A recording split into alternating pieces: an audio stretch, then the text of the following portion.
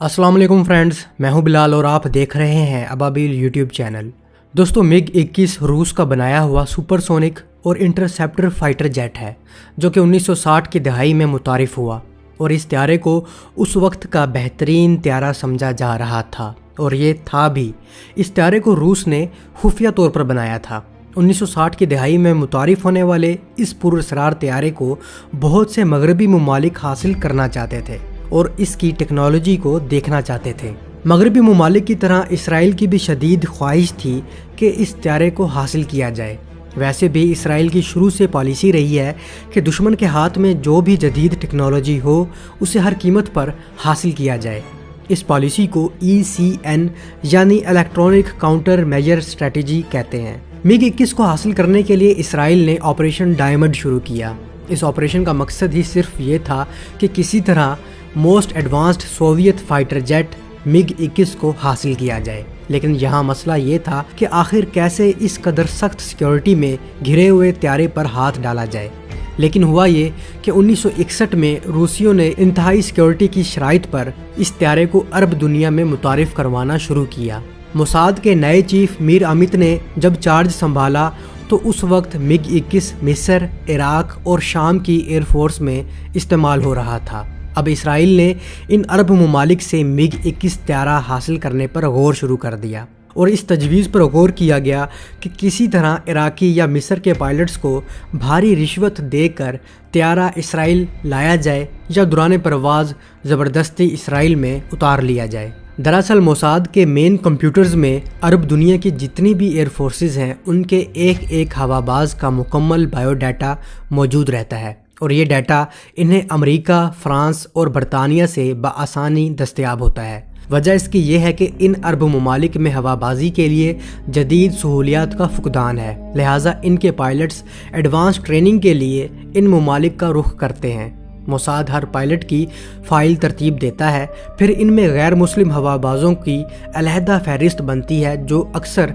ईसाई या यहूदी या अरब ममालिक के अक़लीती फ़िरके के अफराद होते हैं और ये अफराद अमूमन बआसानी गैर मुल्की इंटेलिजेंस एजेंसियों के जाल में फंस जाते हैं। इसी वजह से मुतल्लिका मुल्क के खुफिया अदारे इन पर कड़ी निगरानी रखते हैं। त्यारे को हासिल करने की इसराइल की पहली 2 कोशिशें बुरी तरह नाकाम हो चुकी थीं। पहली कोशिश मोसाद एजेंट जीन थॉमस ने की थी। एजेंट थॉमस और इसके ग्रुप ने मिस्री पायलट अदीब हन्ना को मिग-21 त्यारा इसराइल ले जाने के लिए $10 लाख की रकम की ऑफर की, लेकिन अदीब हन्ना ने इजिप्शियन अथॉरिटीज़ को इसके बारे में बता दिया और इस तरह इसराइली एजेंट अपने बाप और साथियों समेत पकड़ा गया। एजेंट मोसाद और इसके बाप को फांसी दी गई जबकि ग्रुप के दूसरे साथियों को कैद की सज़ा सुनाई गई। दूसरी कोशिश में 2 इराकी पायलट्स को इस तरह की ऑफर की गई थी, लेकिन इन्होंने भी ताउन करने से इनकार कर दिया। मोसाद ने इन पायलट्स को कातलाना धमकी से भी वरगलाने की कोशिश की लेकिन नाकाम रही और इस इनकार पर ये दोनों पायलट बारी बारी नामालूम अफराद के हाथों मारे गए। दूसरी तरफ इन त्यारों की हिफाजत के लिए रूसी तो इस कदर पागल थे कि खुद KGB एजेंट इन त्यारों के इर्द गिर्द मंडलाते रहते थे। इन त्यारों की मेंटेनेंस रूसी खुद करते थे। त्यारे के मुतल्लिक किताबचे भी इन्होंने अपने कब्जे में ले रखे थे और त्यारे में सिर्फ इतना ही ईंधन भरा जाता था जो अंदरूने मुल्क परवाज के लिए बमुश्किल काफ़ी होता था। 1964 में क्रिसमस से ज़रा पहले एक बूढ़ा यहूदी जो पैदाइशी इराकी था और जिसका कोड नेम यूसुफ था, वो तेहरान में इसराइली सर्विस से रब्ता करता है। उस वक्त ईरान के वेस्टर्न यूरोप और इसराइल से ताल्लुकात कुछ नॉर्मल थे। यूसुफ ने इसराइली एजेंट को टिप दी कि एक पायलट है जिसे मैं अच्छी तरह जानता हूँ, वो मिग-21 त्यारा इसराइल लाने के लिए तैयार हो सकता है क्योंकि वो पायलट और उसका ख़ानदान इराक से तंग आ चुका है। यूसुफ यानी जोसेफ के बारे में बता दें कि ये जब 10 साल का था तो ये एक मैरोनाइट क्रिश्चियन फैमिली के घर काम करता था और इस फैमिली की कई साल खिदमत के बाद इसने वहाँ अपना एक अलग मकाम पैदा कर लिया था और इस खानदान के बच्चे इसे खानदान का बुजुर्ग समझते थे, इसकी बड़ी इज्जत करते थे और हर मसले पर इससे मशवरा लेते थे।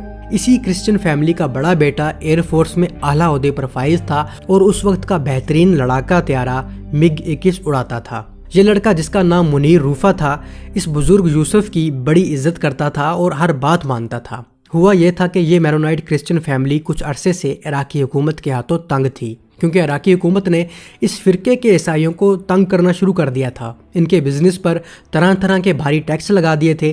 اس فرقے کے تاجروں کو بلا جرم جیل میں ڈال دیا گیا، اسی لیے یہ فیملی بھی عراق سے نکلنا چاہتی تھی۔ یوسف نے اسرائیلی ایجنٹ سے کہا کہ اگر میں پائلٹ منیر سے بات کروں تو وہ ضرور اپنا جہاز اڑا کر اسرائیل پہنچا دے گا، لیکن وہ اپنے پورے خاندان سمیت اسرائیل جانا چاہے گا اور وہاں رہنے کے لیے اسے معقول فنڈز کی ضرورت ہوگی، اور میں بس تم سے یہی ضمانت چاہتا ہوں۔ یوسف نے مزید یہ کہا کہ وہ یہ سب کچھ اسرائیل اور صہیونیت کی بقا اور اس کے بعد مذکورہ عیسائی خاندان کے احسانات چکانے کے لیے کرنا چاہتا ہے، لیکن موساد کے ایک حلقے نے اس بوڑھے کی باتوں پر یقین نہیں کیا۔ ان کا خیال تھا کہ ہو سکتا ہے کہ عراقی انٹیلیجنس موسادی ایجنٹس کو پکڑنے کے لیے یہ کھیل رچا رہی ہو، اور اس طرح ایک بوڑھے کی باتوں میں آ کر عراق میں موجود موساد کا پورا نیٹ ورک پکڑا جا سکتا ہے۔ لیکن اس مخالفت کے باوجود موساد کے سربراہ میر امیت یہ خطرہ مول لینے کے لیے تیار تھا۔ امیت نے اس آپریشن پر عمل کرنے سے پہلے عراق میں سرگرم عمل موساد کے پورے نیٹ ورک کو سمیٹ لیا، کیونکہ کسی بھی ممکنہ حادثے کی صورت میں وہ اپنے ایجنٹس کی جان خطرے میں نہیں ڈالنا چاہتا تھا، جو کہ کئی برسوں سے عراق میں کام کر رہے تھے۔ پھر اس نے اس آپریشن کے لیے 5 گروپ تشکیل دیے۔ ایک گروپ کا کام یوسف اور اس کی فیملی سے رابطہ رکھنا تھا۔ نمبر 2 گروپ کا کام نمبر 1 گروپ کی حفاظت کرنا تھا، کسی ایمرجنسی کی صورت میں انہیں عراق سے نکالنا تھا۔ گروپ نمبر 3 کا کام اس فیملی پر کڑی نظر رکھنا تھا کہ وہ بغداد سے کسی اور شہر منتقل نہیں ہو رہی، یا ان کے ہاں عراقی انٹیلیجنس کا آنا جانا تو نہیں ہے۔ گروپ نمبر 4 کا کام اس فیملی کو مختلف راستوں سے عراق سے نکالنا تھا، اور گروپ نمبر 5 کا کام ایران کے بارڈر پر اس فیملی کو ریسیو کرنا اور انہیں کردش گوریلاز کی مدد سے انہیں بارڈر کراس کروا کر بحفاظت اسرائیل پہنچانا تھا۔ دوسری طرف یوسف نے اس کرسچن فیملی کو منا لیا تھا، اب بس پائلٹ منیر روفا سے بات کرنا باقی تھی۔ جب یوسف نے منیر سے بات کی تو وہ پریشان ہو گیا اور حب الوطنی اور ڈیوٹی کے ملے جلے جذبات میں پھنس کر رہ گیا، لیکن اسے یہ بھی احساس تھا کہ صرف اسی طریقے سے وہ اپنے خاندان کا مستقبل بچا سکتا ہے۔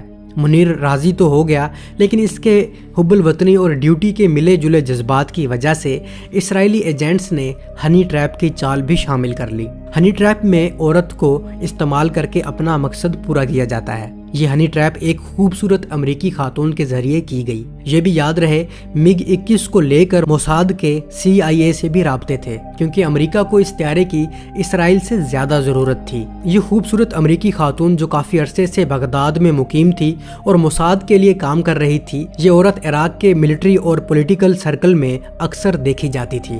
اس کے علاوہ ایئر فورس کے کئی ہوا بازوں کے ساتھ اس کے مراسم تھے۔ موساد کے اشارے پر اس نے اسکواڈرن لیڈر منیر کے ساتھ بھی گہرا تعلق بنا لیا تھا۔ منیر نے کچھ دنوں کے لیے چھٹی لی اور اس عورت کے ساتھ پیرس پہنچا، جہاں اسے ایک جعلی پاسپورٹ پر اسرائیل ایئر لائن کی ایک پرواز سے اسرائیل روانہ کیا گیا، اور اسرائیل میں موساد کے چیف، اسرائیلی ایئر فورس کے کمانڈر اور دیگر ایکسپرٹ نے منیر سے بند کمرے میں ملاقات کی۔ انہوں نے وقت ضائع کیے بغیر اسے کہا کہ اگر تم مطلوبہ جہاز یہاں پہنچا دو تو ہم تمہیں طے شدہ رقم دیں گے اور تمہارے پورے خاندان کو اسرائیل میں آباد کاری اور انہیں تحفظ دیں گے، اور تم سب کو اسرائیل کی شہریت بھی ملے گی۔ منیر بالکل راضی ہو گیا اور کہا کہ پہلے میرے خاندان کو وہاں سے نکالنا ہوگا۔ موساد نے اسے مکمل یقین دہانی کرائی کہ اس کے خاندان کو اس کے فرار ہونے سے پہلے نکالا جائے گا۔ اس کے بعد ایئر فورس کے جنرل سے منیر کی علیحدہ ملاقات ہوئی۔ جنرل نے اسے طیارہ لے کر فرار کے لیے ایک نقشے پر